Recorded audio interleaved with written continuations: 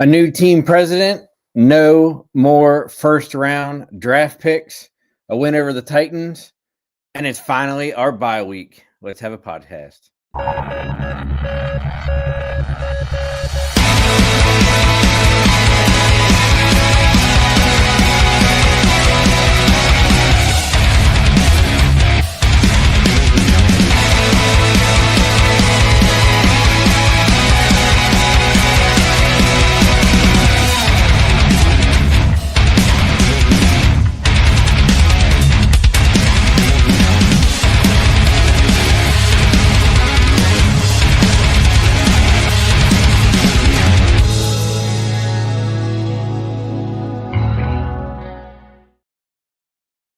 Hey there, good evening. Welcome to Commanders Gridiron. I'm your host, Steve Lockman, where we talk everything on the field and off the field, Washington Commanders. And of course, as most of you know or are aware, we broke our three-game losing streak with a win against the Tennessee Titans at home this past Sunday. A little bit of off the field news, but as always, we'll take care of some early housekeeping stuff for you all that are tuning in or going to be listening later on. At the bottom of your screen in the gold bar, you'll see the topics scrolling across the bottom there. So you can follow along, see what we're going to talk about, see what we have talked about, see where you want to chime in. Speaking of chiming in, use that comment bar, whether you're watching us on Facebook, YouTube, or Twitter/X. Drop a comment, drop a question. We'd love to have some fan interaction and engagement. We'd love to hear some questions and comments about our Commanders or even about your own football team. We'll talk about anything in the NFL this week or beyond. And as always, we usually start our show with some off-the-field news. And there's two things specifically for off-the-field news and a little bit kind of on the field, off the field, indirectly, directly. We'll get to that in a couple minutes. The first thing coming up, as you see across the bar at the bottom, was an RFK update. As most of you know that follow along with our weekly podcast, a couple of weeks ago, we talked about the fact that there was a bill in the House of Representatives being voted on in committee to basically allow the U.S. Department of Interior, which controls the land that the former RFK complex sits on, to be reverted back to D.C. proper. And sources confirmed today that yesterday, NFL Commissioner Roger Goodell, Commanders majority owner Josh Harris, and others were on Capitol Hill for a series of meetings concerning RFK Stadium proposal and other league matters. Why is that of importance? Because as we alluded to a couple of weeks ago, the bill that was pushed out of committee has to make it before the full Senate, before the end of the term and the end of December, or the bill will die. So I think their visit yesterday was basically more of the lobbying effort to U.S. senators to get that bill done before Christmas and rather not in a couple days afterwards. Because let's be honest, probably nothing gets done in the 3 to 4 days after Christmas in the U.S. Senate. So that bill would give D.C. long-term control of the RFK site, clearing the way for a potential return to D.C. for the Washington Commanders. The other big news that actually broke this afternoon, and it's the second topic in our golden bar at the bottom, was the Washington Commanders named Mark Klaus the team president. And for those of you who are wondering, hey, I didn't even know we had a team president vacancy.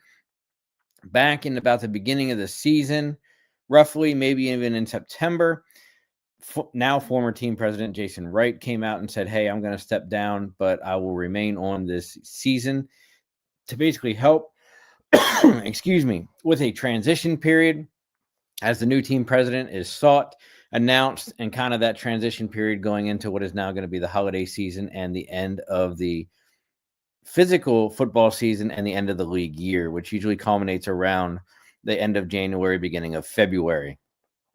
So for those of you that don't know anything about Klaus like me, I read up a little bit, and Klaus actually joins the Commanders from the Campbell's Company, basically the parent company of the former Campbell's Soup, who was actually rebranded earlier this year. And it's kind of interesting that that's where he came from, and that, basically, I think it was about 4 weeks ago here on this show, we let our viewers know that the Commanders actually went into a huge marketing partnership with the Campbell's Company. And basically wanted to get more of the off the field marketing, networking, connections, partnerships, business deals, because the Campbell's umbrella is pretty huge, right? Not just for Campbell's and Campbell's soup, as kind of everybody knows it, but there's a lot of things underneath that umbrella. So basically, like the Campbell's, the Goldfish, the Pepperidge Farms, Rowell's, the whole 9 yards. There's like 10 or 15 sub brands underneath Campbell's now. So basically, they went and announced today that Mark Klaus would be the new team president moving forward. Team president, for a lot of fans that don't know, and we're actually complaining already on social media, Mark Klaus is going to have nothing to do with football operations. The X's and O's, putting players on the field, that's going to be Adam Peters, general manager, and Dan Quinn and his staff's thing, right? Football president is basically all business side of things, fan experiences, business experience, how to make the stadium better, how to the oncoming stadium project and training camp, and all those things that don't have to deal with on the field on Sundays, right? Kind of makes sense. But Mark has a really good service history as well, and it wouldn't be I'd be remiss if we didn't hit on it that he brings 30 years of leadership experience to the Commanders organization. He graduated from the U.S. Military Academy at West Point, where he actually played basketball for the U.S. Army. And then he began a 6.5-year career in the U.S. Army as a helicopter pilot, rising to the rank of captain before he was honorably discharged. Following his service, he actually joined the ranks of Kraft Foods, bringing a management portfolio over a 15-year stint with them. Then went to president of North America at Mondelez, and basically ended up here in Campbell's in 2019 as their CEO. So the Commanders are really excited, moving forward with him under the ranks, and it should be exciting to see where things go with him. And, look, in all honesty, I get it. It was the Dan Snyder era. Dan Snyder had a lot of say in things that happened, the way things occurred, and so did Jason Wright. But Klaus can't do any worse than what Jason Wright did over the last 3 years. Jason Wright was a great guy. I had the opportunity to meet him once at a fan experience pregame. And look, I know he means well. I know he had the world's greatest intentions. It was a great experience for him, but there were just so many things that got mismanaged and debacled under his watch that ultimately he had to be responsible for, right? Kind of as team president. So, whether he was directly involved in, I don't want to say the mismanagement of those things, but the misexecution is probably the better way to say that. Ultimately, it falls on him, right? So, unfortunately, his time as team president here in DC probably isn't going to be remembered as the greatest by, most fans alike. But, it kind of is what it is. And here we are, we're moving on, right? One of the other things that came out right before, I shouldn't say right before, but like a couple days, 3 to 4 days before the Tennessee Titans matchup against the Washington Commanders this past Sunday, was the Commanders announced that they had released former first-round pick from Mississippi State, Emmanuel Forbes. Why is this significant? We're going to talk about it in a second, but he was the last remaining first-round draft pick under the Ron Rivera era still to be on the current team, and now he is gone. And it was kind of interesting, but, look, it didn't take long once the season started to see that Forbes wasn't really a good fit. He was probably going to be done used in a reserve capacity, not as a starter, much less the first round promise that you draft when you draft in the middle of the first round. And I think he was around pick 15, 16, somewhere around there. And, it just kind of was a doom from the start of this season with new coaching staff, new GM, new ownership, etc. The moniker goes around, hey, look, a lot of these people aren't, they're not their guys, the new coaching staff, the new GM, and I get that. But they also give the opportunity for certain people to, whether it was training camp, preseason, or even the first couple of weeks of the season, to kind of prove themselves and be like, hey, look, it's, I can still play. I still deserve to have a shot, even a starting spot on this team. Look, head coach Dan Quinn, defensive coordinator Joe Witt, secondary coach Tommy Donatelli, certainly had, and even if you want to throw in Jason Simmons, who is a defensive pass game coordinator, a lot of guys on that defensive side of things for the ball, right? All had a history of developing cornerbacks, and they did, fairly decent with the guys and the personnel they had in Dallas, right? And even in Seattle prior to that. But none could really get through to Forbes. And, with 5 games remaining into the schedule, counting the Tennessee game, they went ahead and released Forbes. Forbes only played a total of 8 defensive snaps, was a healthy scratch in the last 3 games for the Commanders. So everybody kind of knew that this was coming, right? It's just a matter of when. Were they going to wait till the end of the season? There was talk, of which has now been confirmed, that they tried to shop him at the trade deadline. Even if, look, you're not going to get a first or a second round pick for Forbes. We all knew that. We probably weren't even going to get a third, but hey, if you can get a single fourth or maybe even a fifth, for the kid, it was something, but nobody was biting, right? So it's just a matter. Then when they went and traded for Marshawn Lattimore from New Orleans, it kind of even more further sealed the deal that Forbes wasn't going to be back, much less even be utilized this season. But they wanted to give him a chance to be picked up by another team going into the end of the season, have a fresh start, get into another system, build that confidence back up. Because as we all know, basically he hasn't been the same since the first week against the Eagles last season. The first time we played the Eagles last season, when he got torched by A.J. Brown for a bunch of yards, bunch of catches, and a couple touchdowns, right? The kid's tall and skinny and lanky, probably isn't the best build for at least a first-round draft pick at the cornerback position, but, it kind of is what it is, right? So, but the thing that was super interesting was actually today, I should say earlier today, this morning, whatever, the time was exactly, the LA Rams claimed Forbes off of waivers, the former first-round pick for the Commanders, and the key part with that is twofold. A, it's former coaching assistant Sean McVay, who's now the head coach of the Los Angeles Rams, and number 2, McVay went to say, even go so further, and I'm actually kind of surprised he said this, but it is what it is, that, hey, I was actually surprised that Forbes was available for us to pick up. If you've seen how the kid has been playing, yes, he's not the greatest. Yes, he hasn't had that many opportunities this year, but I'm not surprised that he wasn't available, right? Like, why are the Rams all shocked that, here Forbes was available and, they were able to get him off the waiver wire? Doesn't really make sense. You probably could have got him for a bag of beans and a pack of bubble gum, and he still would have been good, right? As Eddie says, didn't Forbes go 1 pick ahead of Christian Gonzalez? Actually, he did. So there was a lot of debate, even then, why the Commanders picked Forbes over Gonzalez. And obviously, hindsight's 2020, and everybody's like, hey, we should have picked Gonzalez over Forbes. Gonzalez is a stud right now up in New England, and their secondary, this, that, then, the whole 9 yards. The biggest, I don't want to say problem, but you could say problem with picking Gonzalez over Forbes, especially at the time.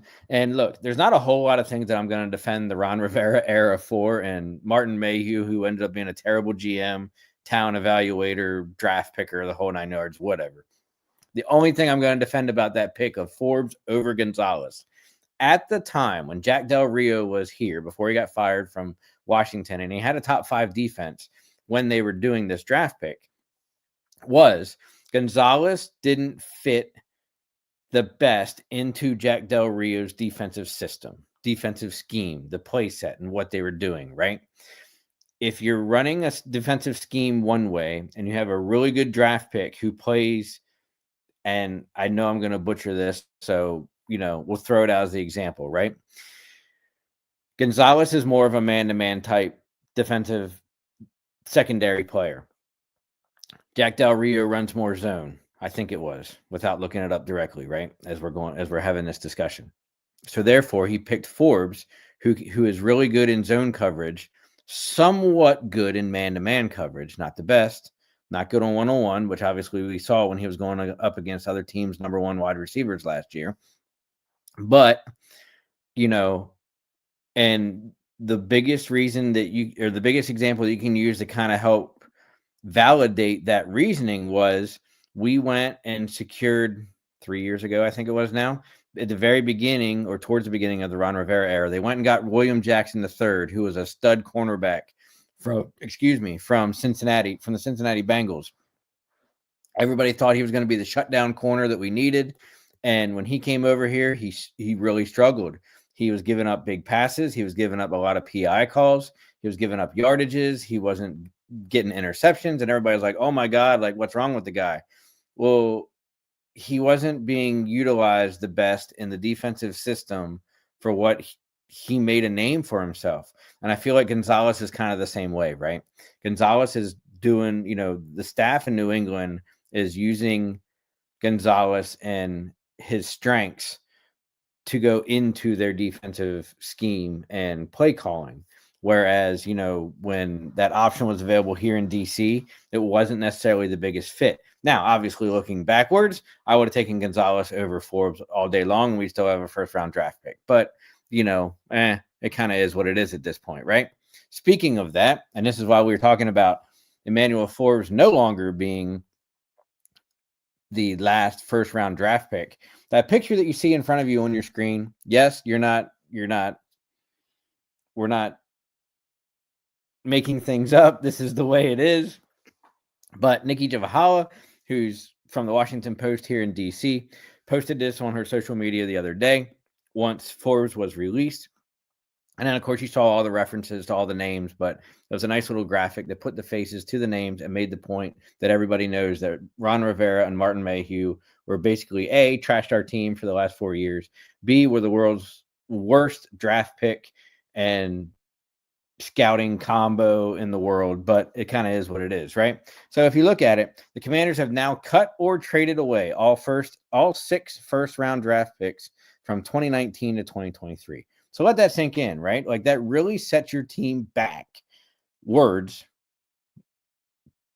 in more ways than one and just shows the amount of uphill battle and struggle that the new ownership group, the new coaching staff has to deal with, and puts into perspective the amount of success we're having this season alone based off a number 2 draft pick in Jaden Daniels, a couple key free agent signings on short-term and long-term deals, 3 years long-term deals, and the mix thereof. But, when you look at the guys on this list, like they all came out with great potential. A lot of them had good first years.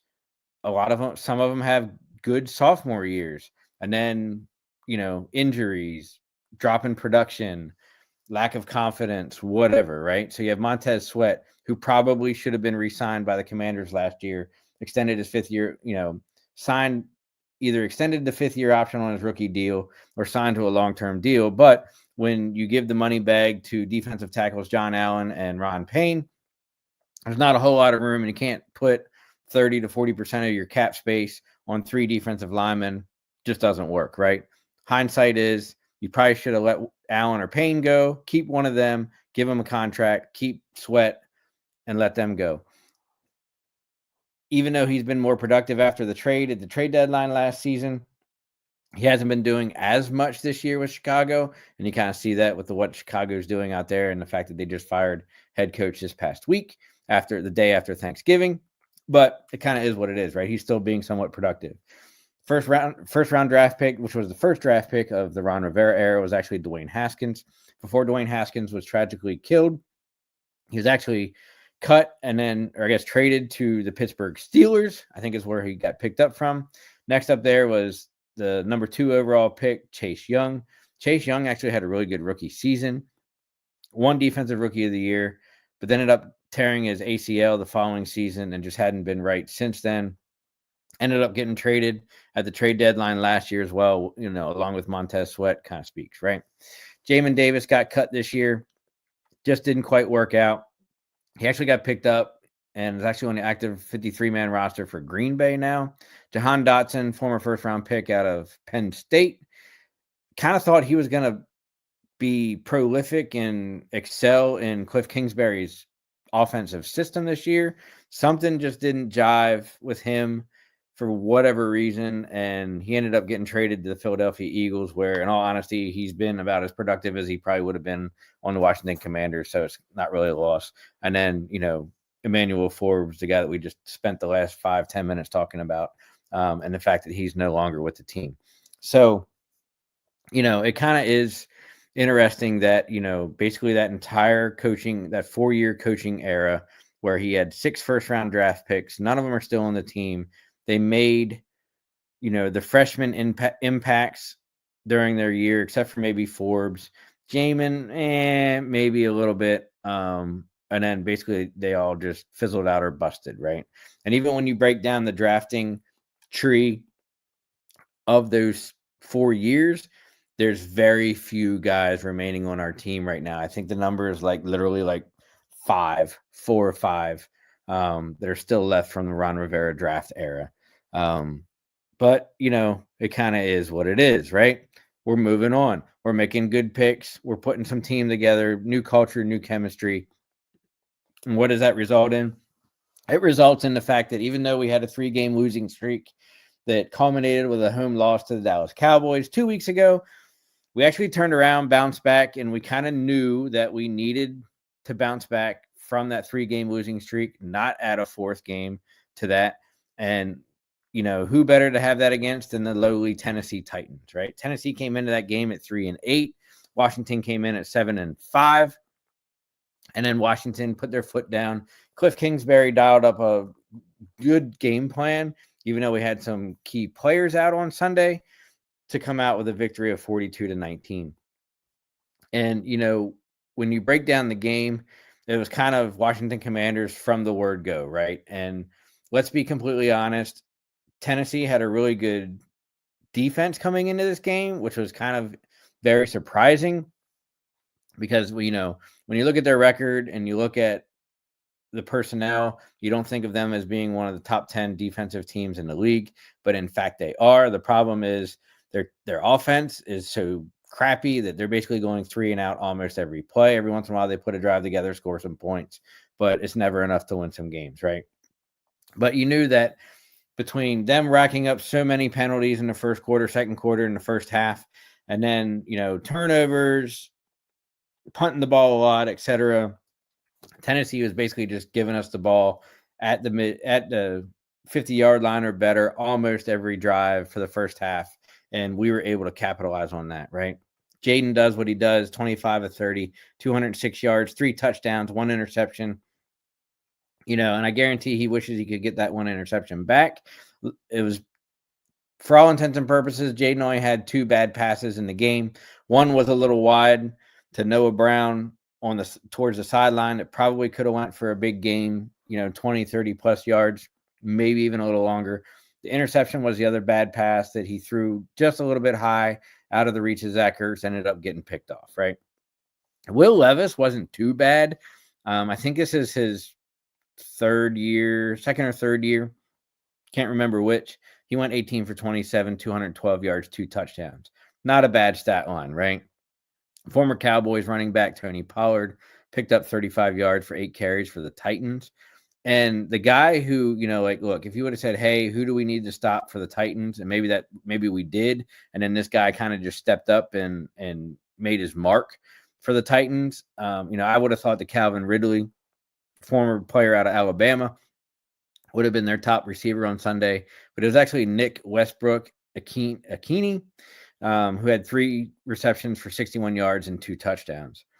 Look, this was the first game back, excuse me, for Brian Robinson after his ankle injury, which obviously didn't end up being that bad. But, hey, look, when the second play of the game, he goes 40 yards for a touchdown, it's going to be a good B-Rob day.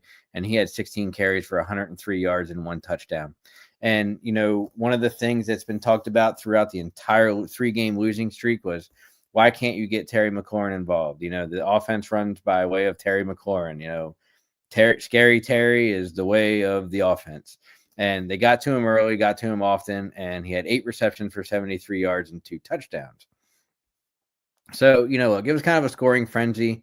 3 touchdowns for the Commanders in the first quarter. Followed that up with another touchdown in the second quarter to make it 28-0. Literally 23 seconds before halftime, Tennessee scores a touchdown, make it 28-7. We ended up getting the kick in the second half to start off the third quarter. Ended up stalling that drive, punting it away. Tennessee answers with a field goal, a little bit of shuffling back and forth. Tennessee answers with another field goal. And this is where we kind of got worried that, hey, look, we're running out of steam. We're not sustaining what we had in the first half. Why can't we get our shit together? And then, once the fourth quarter came in, then their guys are kind of like, hey, look, let's kind of just put this thing away. Let's figure out how to win and put a couple more points on the board. And they did that with a Zach Ertz touchdown pass. Actually, his 50th touchdown or his 50th reception of the season. And I want to say his 50th touchdown pass of his career as well. Some kind of benchmark like that is what I heard on the TV when I was watching the game on Sunday. And then we capped it off with 3 minutes to go with the Chris Rodriguez 7-yard touchdown run, who was actually re-signed to the team in the week before, courtesy of Austin Eckler going on IR into concussion protocol. So, hey, look, Washington picked up 463 yards total. Only 196 yards passing. Okay, but we know that, hey, look, if one thing's working, Cliff Kingsbury is going to stick with it. And rushing was the name of the day. And Washington, between the three running backs of B-Rob, Rodriguez, and McNichols, picked up 267 yards of rushing. Crazy, crazy, crazy numbers, right? We were, once again, really good on fourth down efficiency and 1-for-1 there. We were slightly above 50% on third down, way better than we were during our 3-game losing streak. Not quite where we were before our 3-game losing streak. We were about 75 to 80% on third down. So we still got a little bit of work to do. Look, our sack number went down. Yes, it was Tennessee. Yes, we didn't have Andrew Wiley starting. We had Scott and Lucas. Lucas actually started and Scott came in reserve. So, but, with Coleman back on the rookie left tackle and, our good interior offensive line, we did really well, right? No turnovers in the fumble department, but we did have that one interception, which was a high throw over Zach Ertz. We actually, one of the things that, when you can score a lot of points and control the ball and move up and down the field and put some sustained drives together, that's going to equal time of possession, right? Washington Commanders had 40 minutes of time of possession to Tennessee's 1947, so just under 20 minutes, right? So basically 2/3 of the game, Washington had the ball. And, hey, look, when you're putting that kind of offense resurgence back together, it bodes well to basically be, a recipe for points, for production, for getting your key players involved, the whole 9 yards. So once the week gets over and they went through after Monday Night Football last night and the Broncos kind of shootout win over the visiting Cleveland Browns, then this week's power rankings come out, right? And in all honesty, because of where we are sitting at 8-5, we're second in the division, and we had a 3-game losing streak, probably which should have been only 2 to the Pittsburgh Steelers and the Eagles. But, hey, look, we did lose to Dallas. Us sitting at number 12 is not bad, and it's kind of probably where we should be, right? I look at all the teams that are ahead of us. There's one, maybe 2 teams ahead of us that, you could argue we should probably be around 10, maybe 9, and that would be the 3 teams directly above us. But let's be honest, when you look at teams 1 through 8 on that list on your screen, we're not better than any of them right now. And, nor probably, will we be by the end of the season. We lost to 3 of those on the list right there, and the Eagles, the Steelers, and Baltimore respectively. And we're not better than any of the top 8. An argument can be made that we are better than the Chargers, although the Chargers are playing some good ball right now. Seattle is kind of wishy-washy, but they're still hanging at number 10. And, even though Denver has kind of brought some life together in the last 4 to 5 weeks, Denver and Washington are pretty dead even. So, it's kind of a good number where we are at number 12, right? It just kind of is what it is. To help us get to number 12 and break that losing game streak, Jaden Daniels on Sunday against the Titans was 25 of 30, 83% passing completion percentage, 206 yards passing, 34 yards rushing. Didn't really rush as much as what you thought he was going to. Kind of did it when he needed to. 3 passing touchdowns, 1 rushing touchdown. So, look, JD was kind of back to his old self doing what JD does, right? One of the things that was super interesting to note, as we go into our game nuggets section of our show, and, I'm a big Tress Way fan, and who's our punter. Basically, up until this year, we kind of dubbed him unofficially the team MVP for like the last 4 years. Punter Tress Way set the new franchise record for the most punting yards in Washington history. He passed punter Mike Bragg, and where he now has 35,756 yards. Actually kind of crazy to think, hey, look, he's probably by far our longest tenured employee player on the team. But he's been doing really well. And, when you think that earlier in the season for, I think it was 3 games straight, at least 2.5, maybe even 3 games straight, Tress Way didn't hit a single punt between week 2 to 4 or even 5. I think week 5 was his first punt after that stretch, and he just now set the franchise record for most punting yards. He's been invaluable, right, for that sweet left leg of his that, he's that left-handed leg pinning a lot of people down inside the 20, a lot of times down in the coffin corner as well. So it's great to see what he's doing. And, with that. So as we keep going in our game nuggets, hey, look, Brian Robinson, if you saw, especially on the long touchdown run along the other side as well, was very patient in his running. I don't know if a lot of that was due to return of injury. So, he showed explosiveness, showed some speed, showed some strength, but he wasn't really running gingerly as well either. So, it was definitely good to see B-Rob back in his solid form. Washington ran a season high 77 plays on offense on Sunday. That big reason was because, and it was a huge 180 from the losing streak to Sunday, and something that we talked about, here last week. We talked about it, between me and some other Washington fans, was that, the Commanders needed 3 yards or less on 11 of their 14 third downs.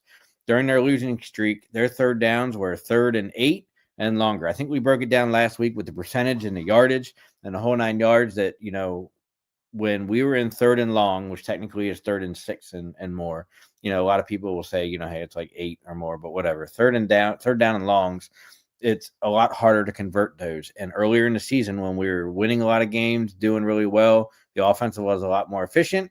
That third down was 3rd and 5 or less. Steelers, Eagles, Cowboys was a lot more than that, right? Makes sense. Terry being Terry was 8 for 8 in targets with 2 touchdowns in Sunday's win, which showed exactly why we need to scheme to get him the ball early and often. Would love to see him get the ball even more than what he did on Sunday, but, hey, it's a good start, helps set up the offense and makes things the way they are, right? We got to give some props to my boy, first-year Washington Commander, Bobby Wagner. Bobby Wagner, who basically is going to eventually, whenever he retires in 5 years after, going to go into the Hall of Fame. He's already a Super Bowl champion with the Seattle Seahawks. They brought him in not only for his prowess at middle linebacker with Frankie Louvu, who we picked up from the Carolina Panthers, but for his, defensive leadership, his locker room leadership, culture changer, the whole 9 yards, right? Like every good attribute you can think of, this guy displays it. And for the 13th plus straight season, Bobby Wagner has now picked up 100 plus tackles. This graphic is courtesy of the Washington Commanders. Thank you very much. And the reason I picked that and put it up there is, as you see, former Redskin, Buffalo Bill, St. Louis Ram, but everybody kind of knows him from the Washington Redskins. Why he's not in the Hall of Fame, we don't know. London Fletcher is basically the other individual who he is tied with for those 100 plus tackles for 13 plus straight seasons. Now, If you look at the active tackle chart, I think when they showed on Sunday during the game, somewhere Bobby is like 4th or 5th, if I remember correctly in that graphic. I went London Fletcher, Ray Lewis. There's somebody else, and then I think it was like Bobby Wagner was in there somewhere too. But for 13 plus straight seasons at 100 plus tackles, it's only Bobby Wagner and former Washington Redskin London Fletcher. So a pretty good, cool company to have that distinction for. And congrats to Bobby Wagner as he racks up that good stat or career achievement, as we say, right? Jaden Daniels is the first rookie quarterback in NFL history to throw for 2 touchdowns and rush for a touchdown in back-to-back games, have an 80-plus completion percentage, and throw 3 touchdowns and rush for a touchdown in a single game, and have 3+ games with an 80+ completion percentage. So he's back to his normal self, being efficient, being effective, doing what he needed to do, right? As we alluded to, hey, let's give a couple quick takeaways from the game on Sunday. B-Rob came back, and it made the offensive better. We knew that the offense was going to struggle a little bit with him being out last week. We didn't know how it was going to be with, him and Ekeler out. And now that Eckler's out and on IR, it kind of gets dicey. But, that good 3-headed monster of Robinson, Gonzalez, and McNichols is going to bode well for us in our offense moving forward. Jaden Daniels looked closer to normal. Ribs didn't look bad. I think he got stepped on once, which, people were kind of worried about, an ankle injury or something. But like I said, let's be honest, he only had 2 bad passes the entire game, high completion percentage, couple long balls, mid balls, and even the short balls. Good reads through his progressions, the whole 9 yards. We talked about it earlier. They got McLaurin working early, targeting him a lot. 8 targets, 8 catches. Terry just doing what Terry did. I thought Terry might have a 3rd touchdown there, but he ended up getting short of the goal line. I think like at the 3 or 4, and couldn't quite get his 3rd touchdown of the day. But, hey, look, the offense runs through Terry and JD, and, they were doing what they need to do. The run defense, look, let's be honest, Tennessee isn't that great, but, the run defense against Tennessee was a lot better. Pollard is not a bad running back. He did really well as the lead running back when he was in Dallas. But, they bottled him up, holding him to only 35 yards. That's only his 3rd lowest total of the season. And as kind of we say each week, when we look at the upcoming predictions of teams, that, hey, look, if the Commanders can hold the opposing team to 100 yards or less, maybe even 120, it helps in the recipe for success and a victory, right? And that was definitely the case on Sunday against Tennessee. The only bad thing, if there was a super bad thing to come out of it, was the kicking problems. We've kind of talked about it last week at nauseum, so we're not going to dive into it a whole lot. Seibert ended up missing a bunch of kicks last week, extra points and field goals included. Was he hurried back from injury? Did he push it? Did he re-injure something? Nobody knows. Nobody's really come out and definitively say one way or the other. He went on IR for the next 4 weeks. Isn't going to be available until at least week 18. So they ended up re-signing. I don't want to say re-signing, but re-elevating to the active squad. Zane Gonzalez. Zane Gonzalez missed 2 field goals, made a couple others, made his extra points. But now they're like, is there a kicking problem in DC? The biggest thing I have, and the reason I said that we shouldn't even have went with Seibert during Dallas, is you ride the hot hand. Before we did this whole kicking switch thing against the Cowboys, Zane was really good. Zane was really accurate, even a little bit stronger leg than what Seibert was, but we made the switch. We saw the outcome against the Dallas Cowboys, and then, we're trying to throw another kicker back in. So, look, kickers are creature of habits. They're superstitious, the whole 9 yards. And look, if somebody's hot and somebody's kicking and they're good and they're accurate, you just keep riding with that, right? Just look at all the kicking woes in the NFL right now. Most notably, probably one of the greatest kickers in NFL history, and Justin Tucker over in Baltimore, who missed 2 field goals in their game on Sunday as well. So, you can't just go out on the street and find a kicker for the last 4 weeks of the season. So you're kind of stuck with where you are unless you have somebody on your practice squad, which most teams don't. The only other game nugget before we get into everything else is the NFL has lifted the suspension for Commanders cornerback Kevon Seymour. He sat out 6 games for a PED violation. He rejoins the Commanders practice squad, which had the spot since they signed Zane Gonzalez to the active 53. It'll be interesting to see if they try and bring him up to the active 53, because then if they do, somebody's going to have to get cut, right? I don't think they even made the corresponding 53-man roster adjustment for Lattimore. They still have another week and a half to do that. So, all signs are pointing to him coming back the first game after the bye week against his former team, the New Orleans Saints. But it'll be interesting to see the personnel transaction changes to see how that all transpires, right? So it'll certainly be interesting. It's never too early. I don't put a whole lot of stock in this next thing, but hey, it's got to be worth noting because, it kind of is what it is. And that's going to be the Pro Bowl voting. Early Pro Bowl voting has been open for a little while now. Social media voting doesn't open until, I think, December 8th or 9th or something like that. But it is super interesting to see that, because of our good start and the popularity of some of our players, that we are up there in the rankings right now. For what it's worth, it could change, but hey, let's ride the high while we can, right? So among quarterbacks in the NFL, Jayden Daniels currently ranks 4th, the first of which is the NFC. So he's the NFC leading vote getter for quarterback for the Pro Bowl. Let's be honest, it's basically just a title by namesake only, because there is no really Pro Bowl game. There is no whatever. We had a pretty cool, interesting discussion, and maybe we'll get into it in the show after the bye about, whether they should continue the Pro Bowl designation, since it's basically a skill challenge now and like a fan fest gathering, right? Like it's not really even a football game like it used to be anymore.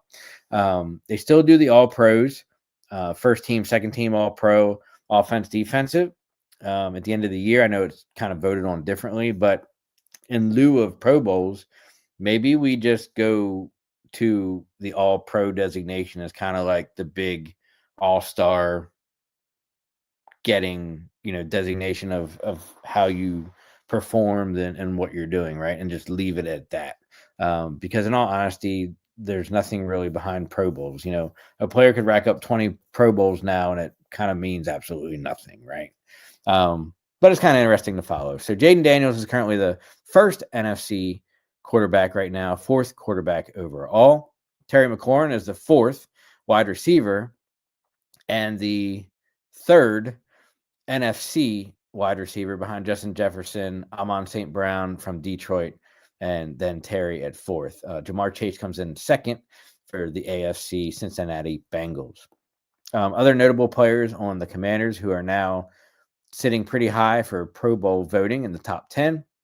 We just talked about JD and McLaurin. Center Tyler Biadasz is 5th. Dante Fowler is 3rd. Frankie Louvu is 4th. Bobby Wagner is 2nd. Jeremy Chin is 4th. And Jeremy Reeves is 5th.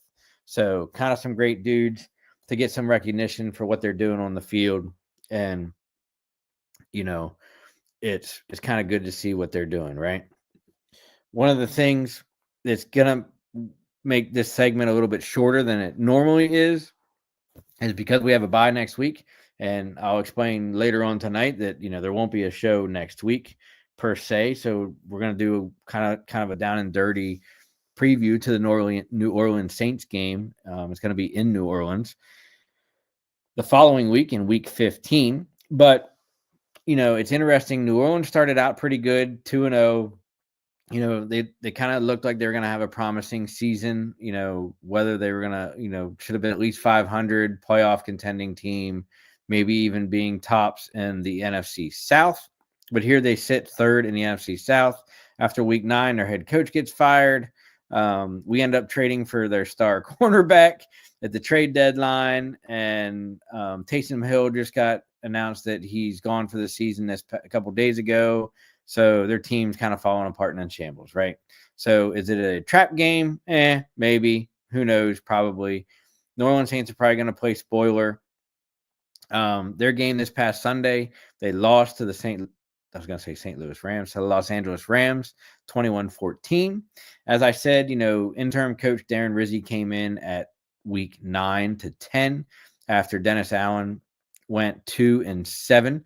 Basically, in a production win now business of the NFL, if you ain't winning and sustaining that winning, you're going to get fired, right? And unfortunately, after a 2-0 start, the New Orleans Saints had 7 straight losses to go 2-7.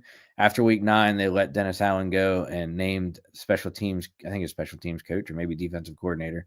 I forget which one he was. Darren Rizzi is the interim head coach.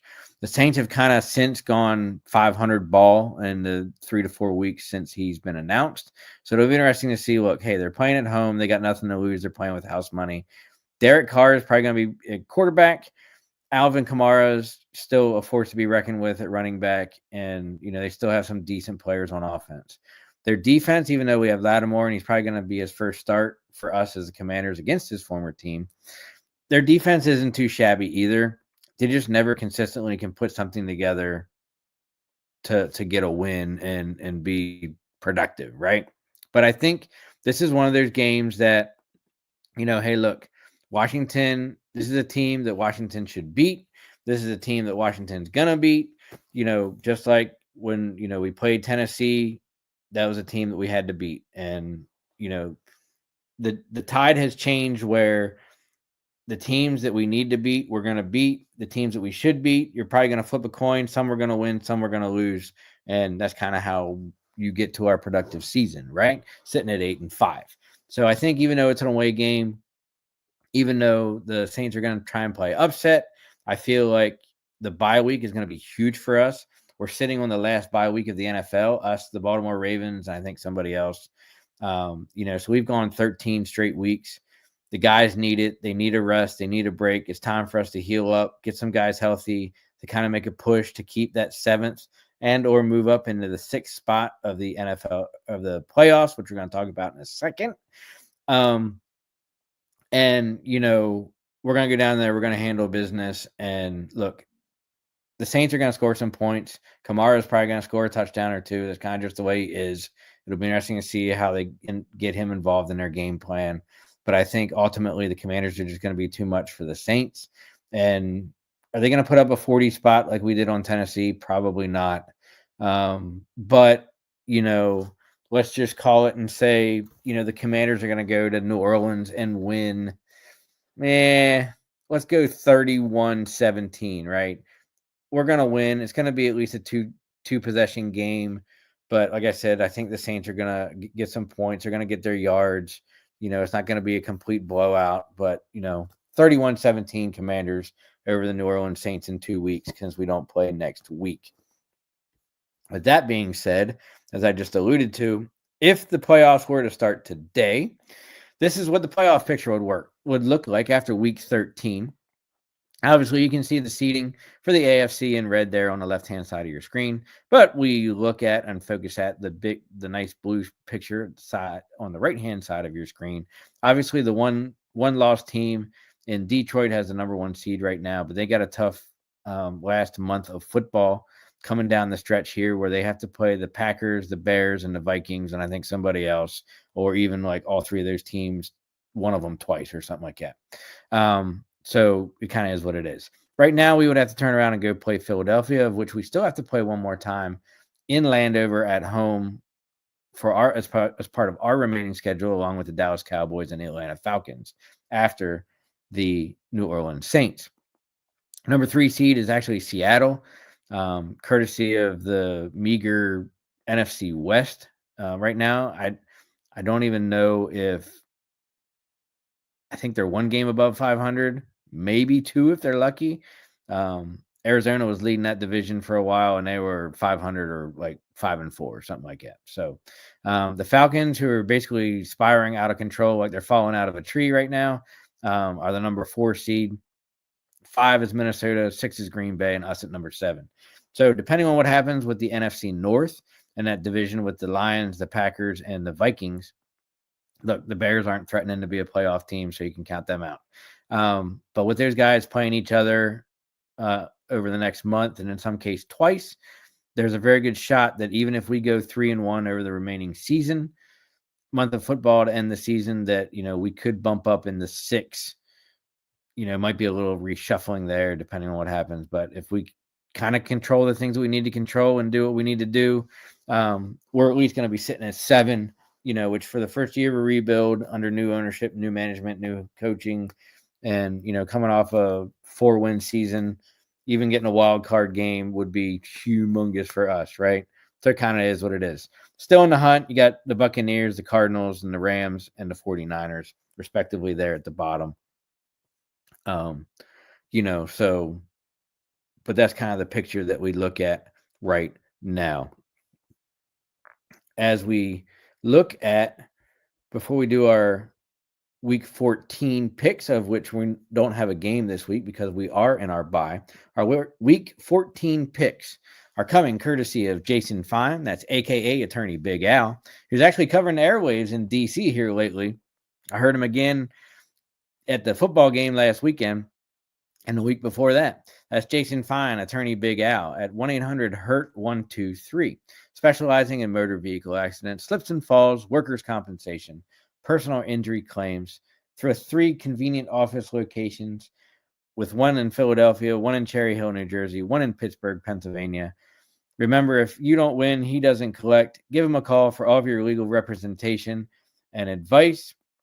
That's Jason Fine, a.k.a. Attorney Big Al, at 1-800-HURT-123. So the last 2 things, and one of them is just our holiday announcement here at the end, but let's take a look, as I said, with the Jason Fine, a.k.a. Attorney Big Al, Week 14 slate of NFL games, courtesy of Fox at NFL. And their graphic that I use every week to kind of help make our picks. So let's run down this real quick before we run out of time tonight. Starting with a great matchup on Thursday night, Amazon Prime, between the Green Bay Packers and the Detroit Lions. This is going to be a really good game.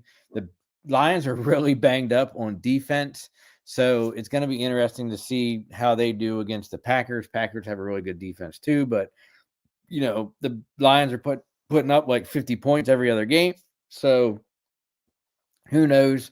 I would probably pick the Packers, but since it's home for the Lions, it's not going to be a blowout. I think it's going to be close. And I think somehow the Detroit Lions squeaked this one out against the Green Bay Packers. Cleveland against Pittsburgh in Pittsburgh. As much as I would love to see Jameis Winston bounce back after that loss against the Broncos last night, Pittsburgh's just playing too good of a ball right now. They're rolling like a good oiled machine. So I think Pittsburgh's got too much for Cleveland right now, even though it is a divisional game. Week 14, before we face the New Orleans Saints, the New Orleans Saints have to take on the New York Football Giants. The Giants, what do you say about them, right? I think the Saints have enough to take out the Giants. And this is kind of a battle of the toilet bowl game. I think somehow the Saints just find a way to beat the Giants. I would pick the Saints over the Giants. The Jets at the Dolphins. Look, I get it. I think Tua went in a concussion protocol again. Maybe came back out. Who knows? The Jets are kind of just dismal, circling the drain. They got to go down to Miami. Miami's pretty good at home. They're playing pretty good ball right now, so I'm going to take Miami over the Jets. Jacksonville at Tennessee. Trevor Lawrence will not be playing Sunday. Still going to be in concussion protocol after that brutal hit against the Texans that laid him out. I think Tennessee rebounds at home after their loss to us. Tennessee's going to beat Jacksonville. Atlanta at Minnesota. Atlanta. There were so many great expectations for Atlanta coming into this season, but they've been on a downhill skid. Would not be surprised if this is one of Kirk Cousins' last games. Maybe even the offseason, there was already talk about him being traded. But, the Minnesota is doing really well right now. It's at home, Minnesota over the Falcons. Carolina Panthers at the Eagles. Man, it's going to be as much as I would love to see the Panthers pull off the upset, they're getting Devontae Smith back, and the Eagles at home, they're just going to trounce the Panthers. The Raiders at Tampa Bay. Tampa Bay is playing good ball. It's going to be at home at Raymond James Stadium down there at the Pirate Ship. Tampa Bay is going to win over the Battle of the Pirates against the Las Vegas Raiders. Seattle at Arizona. This will be a really good game. I think it's going to be for first place in the NFC West division. Look, even though right now Seattle is in first place, Arizona is playing some good ball. They lost a close game this past weekend. Still going to put my money on Arizona to kind of bounce back. Next one should be interesting between the Bears and San Fran. It is in San Fran. CMC's out. A couple injuries for some other key 49ers. Not sure if Trent Williams is going to play. Purdy doesn't look like himself. The Bears kind of have a little bit of a resurgent. If they wouldn't have screwed up the last 33 seconds of the game last week, they probably would have won. I'm actually going to think about putting a pick on the Bears to upset the 49ers. Buffalo at the Rams. Josh Allen, arguably the leading candidate for MVP up there with Saquon Barkley and Lamar Jackson. Doesn't matter where Buffalo goes. They're playing great ball. Nobody wants to face them. Buffalo is going to beat the Rams. Chargers at Kansas City. Good divisional game. Sunday Night Football on NBC.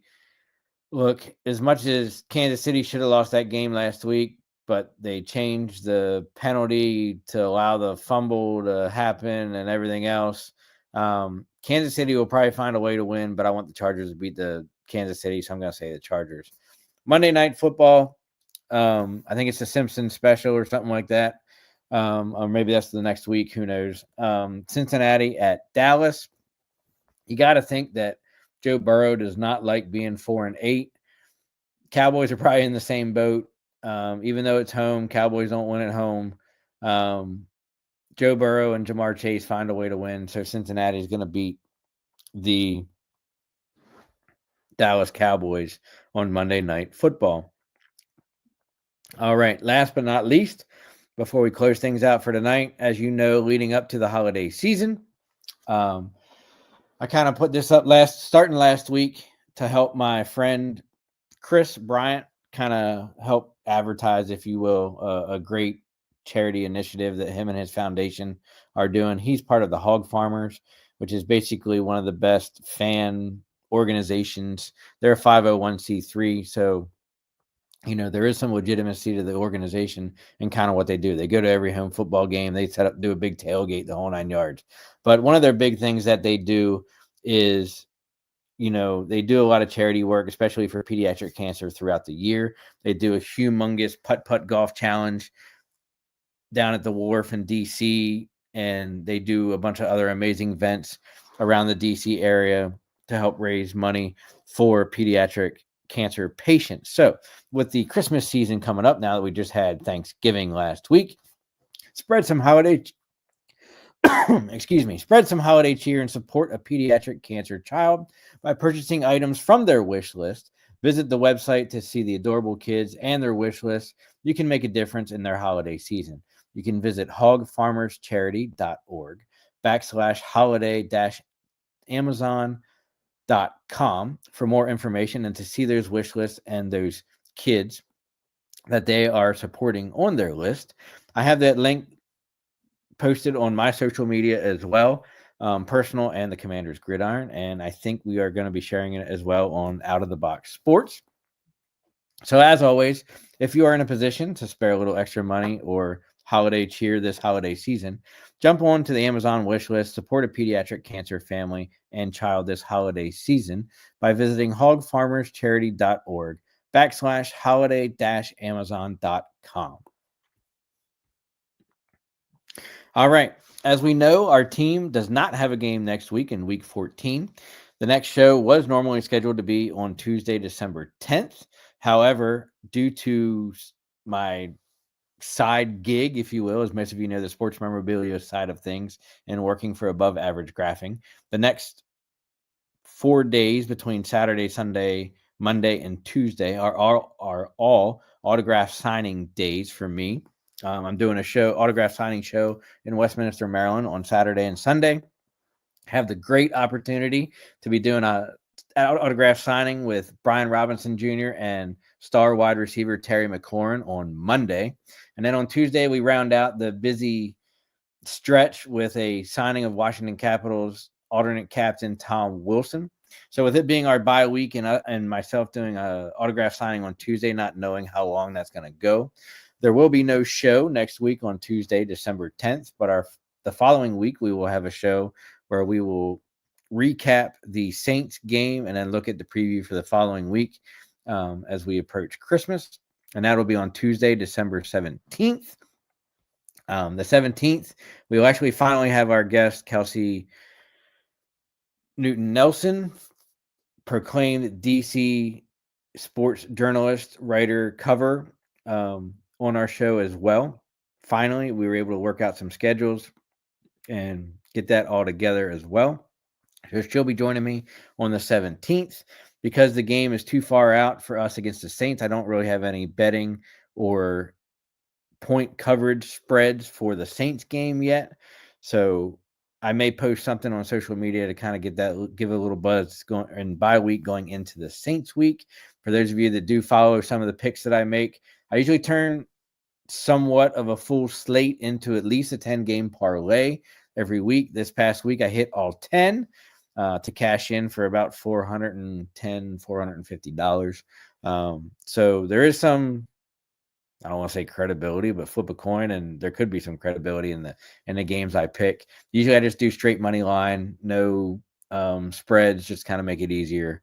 But, it kind of is what it is. So if you like picking, don't want to spend a whole lot of money, I maybe even mark one of the graphics here coming up, and you can kind of pick along and help make yourself a couple bucks going into the holiday season. So our next show will be Tuesday, December 17th at 8:30 p.m. here at Out of the Box Sports. Remember, be a friend, tell a friend, say something nice. Enjoy your holiday season. And until next time, have a good night.